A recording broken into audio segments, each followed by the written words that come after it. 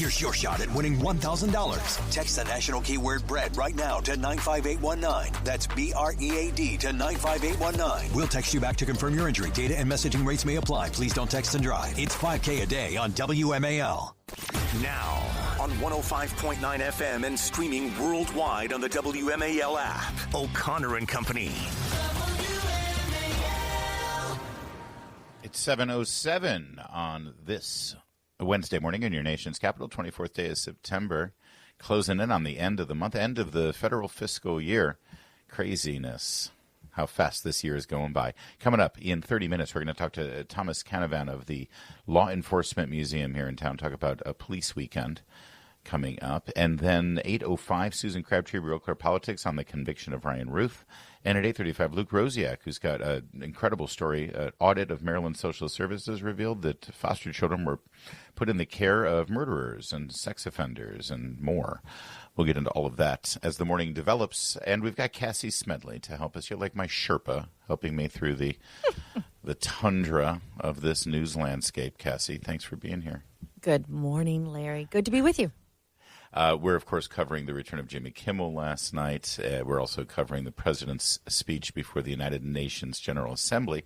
Here's a little bit of it. There was a big chunk of it that had to do with the climate change policies that the UN has championed and, by the way, gotten rich off of. Take a listen to Cut 20. No more global warming, no more global cooling. All of these predictions made by the United Nations and many others, often for bad reasons, were wrong. They were made by stupid people that have cost their countries fortunes and given those same countries no chance for success.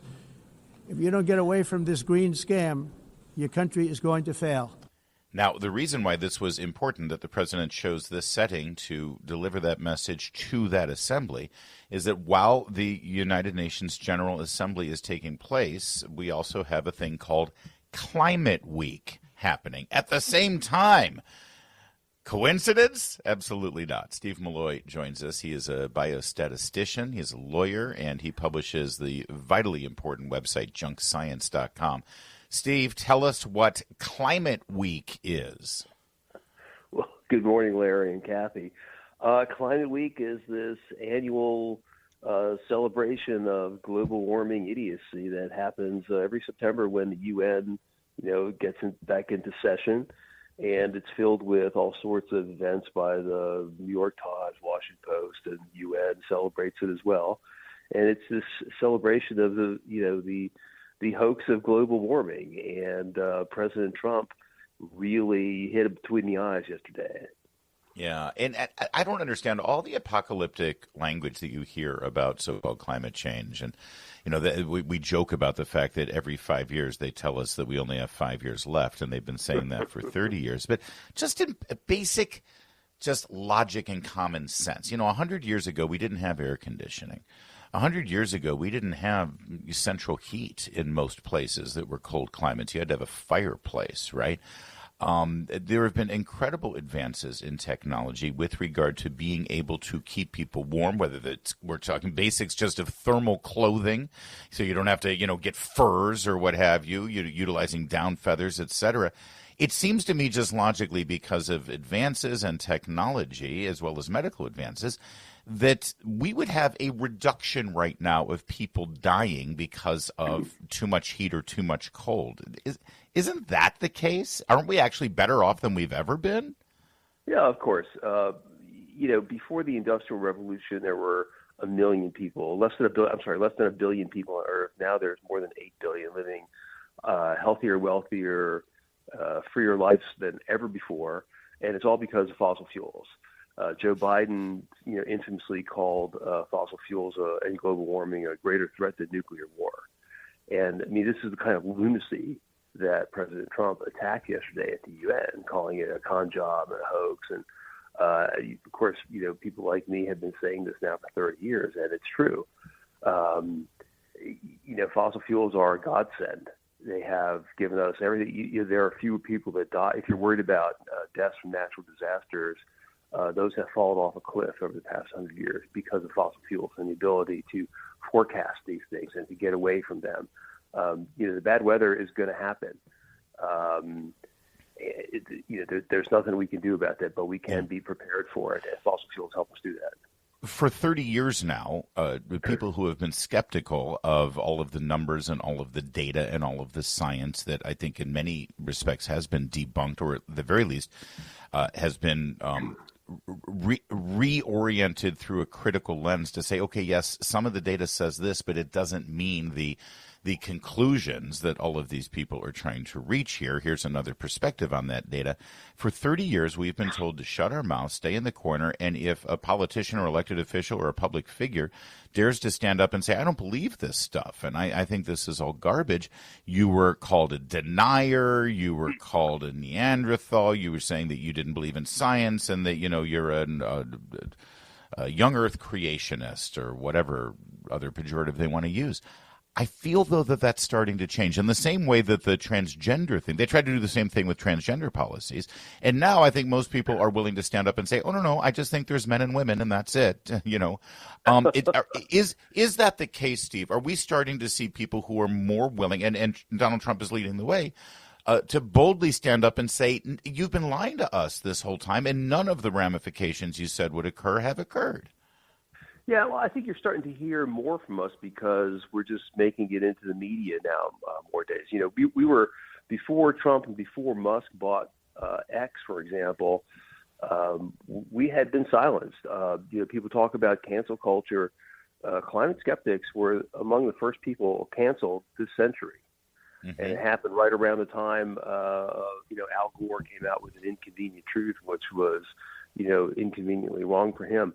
But, people are hearing more President Trump. What a place to have a great climate skeptic as President of the United States. And the UN heard from him yesterday. And he went on, in his hour-long speech, he went on for almost 15 minutes about climate and energy and how global warming is a hoax, and how, if these countries don't get away from this green agenda, they're just going to be in a world of trouble. Yeah, I think it's always really fun when people talk about Climate Week and the climate agenda against the backdrop of motorcades and private jets circling around New York City, polluting. And, of course, they're able to get through traffic while the rest of us just have to suffer through it. And I think, to your point, that's what so many people have copped to here, is to say, I'm just tired of the rules for thee and not for me. If the world was ending, you would give up your private jet. But every single time they preach to us, it seems to be from their ivory tower. Yeah, no, that's absolutely right, Kathy. Yesterday I saw a picture of Barack Obama, who was getting on Steven Spielberg's football field long yacht, diesel-powered yacht, to celebrate Climate Week. I mean, it's totally insane. Of course, you have Leonardo DiCaprio, famous for his yachts, and Al Gore for his electricity. I mean, it's unending. The royal family jets around the world just for photo ops. Yet they're so concerned about global warming. The hypocrisy is incredible. Will this make a difference, though, Stephen? The fact that the president confronted the UN General Assembly and actually laid it out there, is there a way to sort of back this up and basically put our money and policy where President Trump's mouth is? Well, he's doing it here. I don't know if he cares so much about what's going on in the rest of the planet. I mean, we're fixing the problem here. We are, he killed half of the Green New Scam, as he calls it, the Inflation Reduction Act money, $1 trillion. He killed half of that in the one big beautiful bill. He's issued executive orders to get rid of the rest of it. He's stopping offshore wind farms that are being built that were killing whales. He's got EPA in motion. He's got lots of regulations to get rid of the climate scam. So he's got his hands full doing stuff here. It's up really to the rest of the world. Yeah. I mean, they're the ones that are reducing their standard of living by embracing the climate hoax. Yeah, and wasting government money, taxpayer money that they could be spending on actually, helping out the people who live in their nation. Steve Milloy, thanks for joining us. Always good stuff at junkscience.com, junkscience.com. Thanks, Steve. Thank you very much. Bye-bye. It's 7:15. WMAL, making sense of the news. Live from the Home Paramount Pest Control Studios. Home Paramount, the leader in pest control since 1939. We hit some new lows over the weekend with the MAGA gang desperately trying to characterize this kid who murdered Charlie Kirk as anything other than one of them and doing everything they can to score political points from it. All right, so that was Jimmy Kimmel, of course, a week ago, with the infamous setup for a so-called joke at President Trump's expense, at MAGA Republicans' expense, frankly, at the Kirk family's expense while they were still grieving the loss of Charlie Kirk. That's what got Kimmel suspended. Although, honestly, what got Kimmel suspended, and as they put, indefinitely suspended off the air until he was returned last night, was his refusal to acknowledge that he got that wrong, apologize to his audience, and be sincere about the tragedy that so many of us were still feeling. That's what got it. The joke didn't get him suspended. His refusal to actually acknowledge the truth is what got him suspended. In those 12 seconds, you heard him claim that MAGA was trying to do everything it could to deny that the assassin was anyone but us. That suggests, of course, that he was, in fact, MAGA, which he was not. That's false. And suggested that conservatives were trying to use Charlie Kirk's death to score political points. All despicable and nauseating observations. And certainly, if I were ABC, I would think twice about whether I wanted to put him back on the air again as well. He did return yesterday, although in most markets, including Washington, D.C., he did not air because Sinclair and Nexstar, the two big station-owning groups, chose to keep him off the air. But we do have some clips. Here's Jimmy Kimmel last night singing a very, very different tune. He did not apologize, but he did at least display some level of regret, and he also lied about his original joke. You just heard what he originally said. Now listen to how he characterizes it in cut 22. I don't think what I have to say is going to make much of a difference. If you like me, you like me. If you don't, you don't. I have no illusions about changing anyone's mind. But I do want to make something clear because it's important to me as a human, and that is you understand that it was never my intention to make light of the murder of a young man.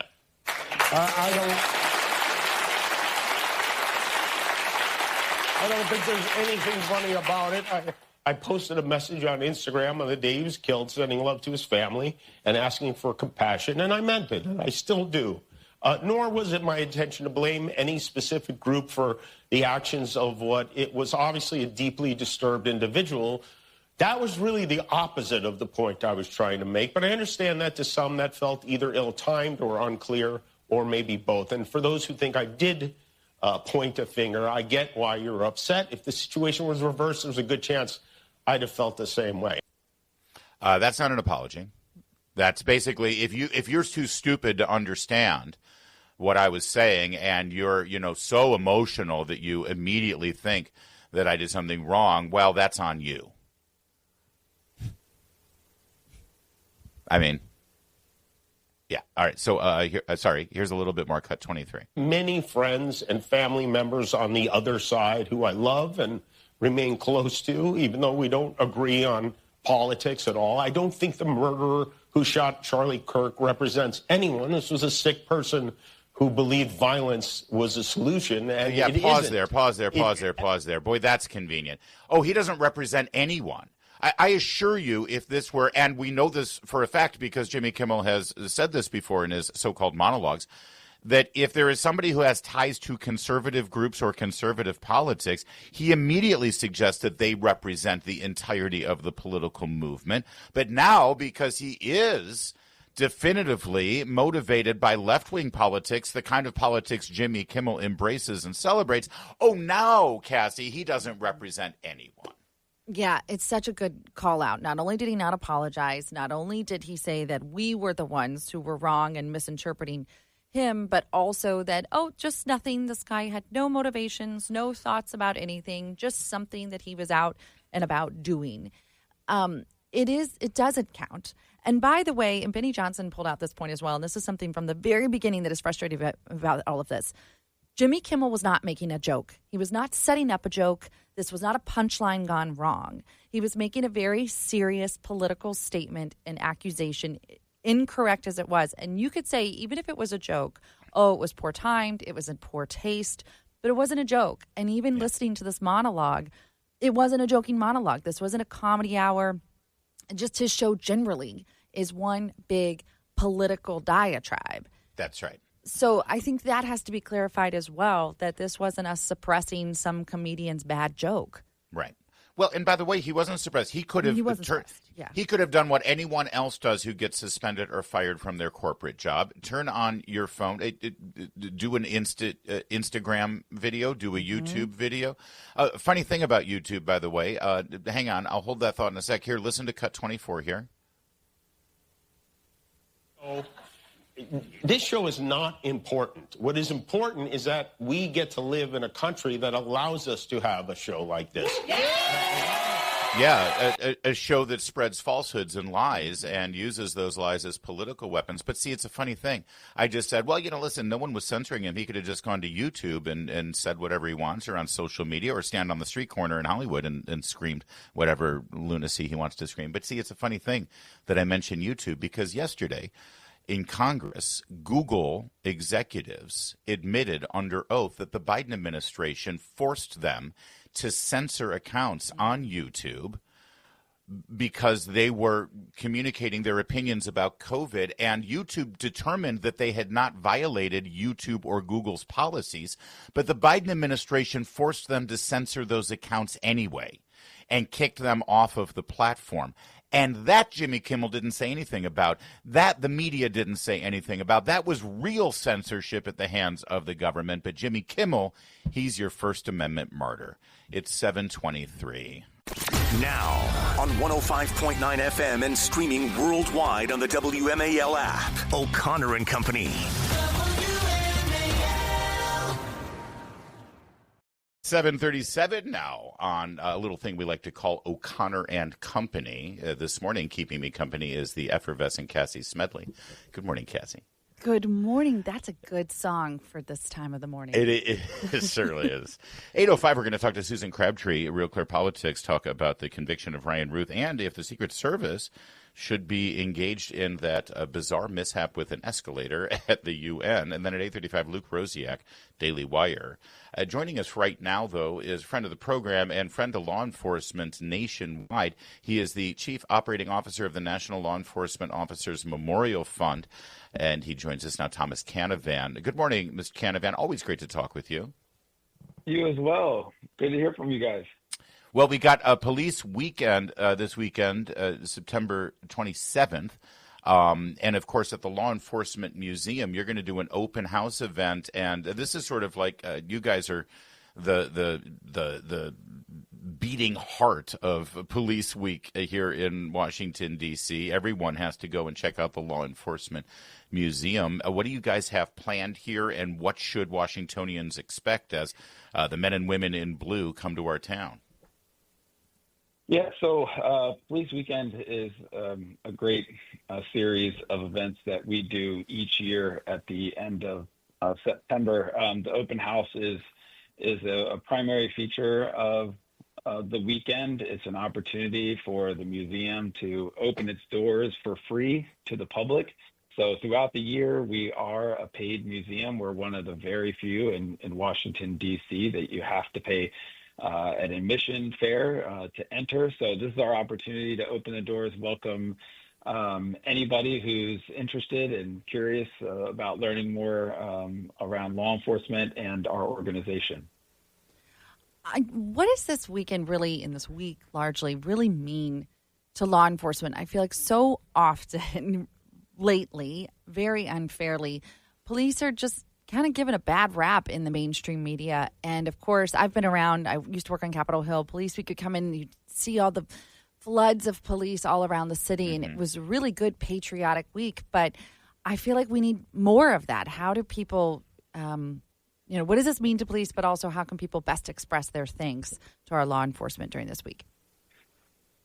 So each May we have what's, as you've mentioned, regarded as Police Week. And so in September we do Police Weekend, which is a smaller version of Police Week. It's an opportunity to remind people that law enforcement is still out there. They're still supporting our communities, and they're still keeping us safe. So this is an opportunity to come and reflect on that and to show your support. Throughout the weekend, we have a couple different events, namely an awards ceremony where we honor officers who dedicate their lives to supporting us throughout the year through our Destination Zero Awards, which is all about safety and wellness, our Officer of the Month Awards, which is us recognizing heroic actions by law enforcement across the country, and also our Ambassador of the Year Award, which goes to an individual in a program where former law enforcement officers voluntarily go around the country helping inform people about the work we do as an organization. And then you have the open house, which brings 500 to 600 people to the museum. And there's lots of activities. There's a canine demonstration. There's story time with an officer. And it's really just about a time to connect directly with law enforcement in a positive way and really help dispel some of the myths that might be out there and some of the bias that you hear in the media. It's a beautiful facility, too, by the way. Y'all need to go take advantage of the open house and get down there to the Law Enforcement Museum. It's 444 East Street and Northwest. By the way, WMAL is partnering with the Law Enforcement Museum and the Memorial Fund on this weekend. And I got to tell you, to me, the most important exhibit you've got there at the museum is the decision-making simulator. All of the Monday morning quarterbacking and all of the experts and analysts you see on cable news who tell you what a cop should have done in circumstance A, circumstance B, circumstance C. You never know until you are in the shoes of a cop having to deal with life and death situation, not just his life and death, but for innocent civilians as well. And that decision-making simulator is eye-opening. It really is eye-opening. Everybody who comes through that experience leaves with a different perspective about what law enforcement has to do on a daily basis in those split-second moments. And the sim, is a machine, and what makes that machine run are the instructors that we have at the museum. People love our instructors. They are so knowledgeable. They do a great job of listening, and they do a great job of trying to explain some of the intricacies that go behind those decisions. We talked about the laws that govern how law enforcement officers make decisions in those moments, de-escalation, the use of force continuum. It's a really educational, eye-opening experience, as you've mentioned. Things were so bad in 2020, and law enforcement was so under fire, and there were very few voices courageous enough to speak out on their behalf. It's part of why the National Law Enforcement Museum and Memorial Fund exists, by the way, to give voice to those cops. Do you think things are better now? Do you think, and especially in the last couple of months, as we've seen the president, but also other jurisdictions sort of re-emphasize the need for law enforcement and a surge of more law enforcement because that goes hand in hand with public safety? I think after the pandemic, we saw crime surge in lots of different ways around the country, and people saw the need for law enforcement in their communities. I know in my community, we're very supportive of law enforcement just outside of Washington, D.C. And I think that, any additional support that we can bring to law enforcement, whether that's Metropolitan PD in D.C. Or Montgomery County or Frederick County, I think the help is always welcome. And, we should be thankful that we have as many law enforcement officers as we do out there keeping us safe.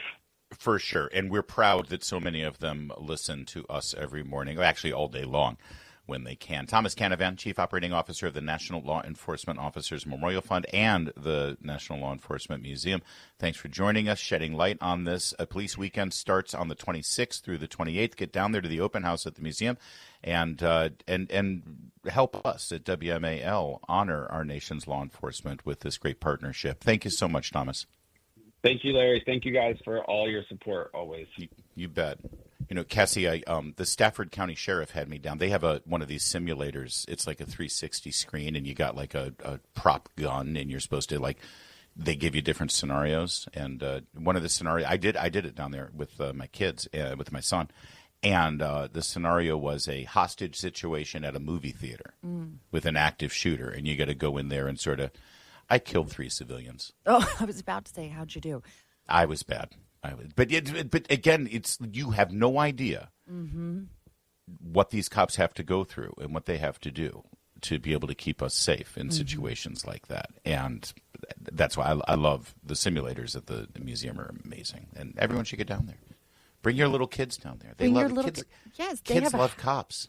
They love cops. They have helicopters. They have cop cars. My son would go nuts. I think we know what we're doing this weekend. So, it's 7:45 WMAL. Later this afternoon on the Derek Hunter Show, Kamala Harris has kicked off her book tour, and it's just about as popular as she was when she ran for president. We'll talk about it at 3 o'clock on WMAL. An amazing thing happened, Cassie, in New York City as all the world gathers for the UN General Assembly, and this happens all the time in New York. It's a nightmare. Traffic is terrible, and the French are in town. And, you know, if the French are in town, we got to hear. Is it still playing? We got to always keep that going. We got to, come on. Yeah. This is what New York sounds like now. This is the soundtrack of Manhattan. You just got to keep them. All right, so President Macron is trying to get to an event the night before the General Assembly begins, and he gets stopped by a whole blockade there. You know, Trump is staying at Trump Tower, of course, which is, I think, 56th and 5th, and the UN is 42nd and the First Avenue, the East River. So there's a lot of streets blocked off because of that, and other dignitaries as well. Was Brigitte with him? Did he have his squeeze? Did he have that? She did not appear to be the wife with him. No, okay, all right. Well, maybe she may have had some elderly care issues that she had to take care of. She's much older than him, you know. Anyway, here is President Macron caught on video as he was trying to cross the street, and New York police officers said, "Yo, yo, yo, you can't cross the street. What are you? Yay, yo, no, Frenchy boy, stop there." And it's like, why is the street blocked off? Well, it was blocked off because of Trump. And so here, this is what happened. He said, well, I'm the president of France. Let me through. Here, listen, cut 27. I'm sorry. I'm the president. I'm really sorry. It's just that everything's in frozen right now. There's a motorcade coming right now. Yeah, because the motorcade is coming. He goes, well, a motorcade for who? And he said, well, for President Trump. And Macron goes, oh, great. I know him. We hang out together. So literally, Cassie, he pulls out his cell phone and he calls Trump, thinking that Trump could fix this. Here, listen, cut 28. How are you? Guess what? I'm waiting in the street because everything is frozen for you.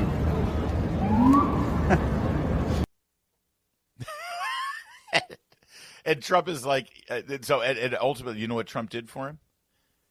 What? He gave him advice. He said, yeah, you should probably walk. We're not going to be able to do anything for you. You know, Trump loves it. Loves getting the call saying, "Oh, I'm so sorry you're inconvenienced by me today. This is great." By the way, while he's got him on the phone, apparently he said, and Donald, at some point this week, I'd love to talk to you about Qatar and the situation in Gaza. It's like, dude, you're standing in Times Square right now. What the hell? I guess shoot your shot. You know, don't waste your moment.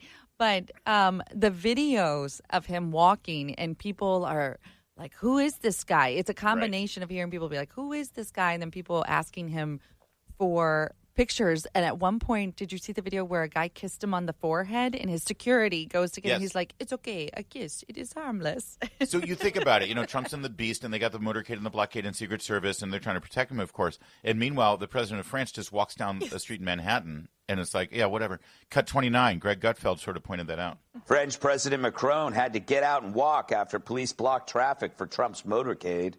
Macron said he wasn't worried about getting assaulted because he was nowhere near his wife. There